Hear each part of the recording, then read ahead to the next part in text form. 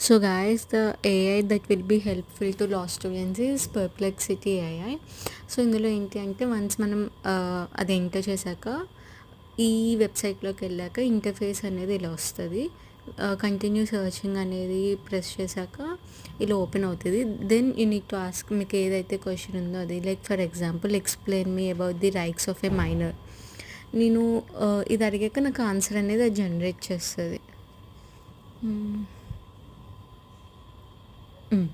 ఇదిగోండి ఇప్పుడు నాకు రైట్స్ ఆఫ్ మైనర్ అనేది వచ్చింది. So the difference between ChatGPT and ఇది ఎందుకు అంటే ఇక్కడ మనకి ఎందులో నుంచి అది మ్యాటర్ ఇస్తుంది అనేది తెలుస్తుంది. సోర్సెస్ అనేవి అక్కడ మెన్షన్ అనేది ఉంటుందన్నమాట.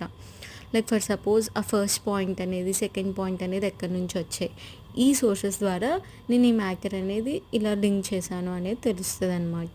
సో మనం వన్స్ ఆ సోర్సెస్ మీద ట్యాప్ చేస్తే డైరెక్ట్గా ఆ వెబ్సైట్ అనేది ఓపెన్ అయిపోతుంది. సో మనం అక్కడే ఆ కంటెంట్ అనేది అక్కడే చదివేయచ్చు. రాదర్ దాన్ గూగుల్కి వెళ్ళి అన్నీ ఎతికే బదులు డైరెక్ట్గా కన్సాలిడేట్ అయ్యి అన్నీ ఒకే చోట అనేది ఉంటాయి అన్నమాట. అండ్ ఇంకో ప్లస్ పాయింట్ ఏంటంటే మనకేమైనా మంచి ఆర్టికల్స్ దొరికితే అవి మనం లైక్ సైట్ అనేది చేసుకోవచ్చు. ఫుట్ నోట్ కింద మనం ఈ ఆర్టికల్స్ అనేవి మెన్షన్ చేసుకోవచ్చు. So that's it guys. I hope it is useful to you.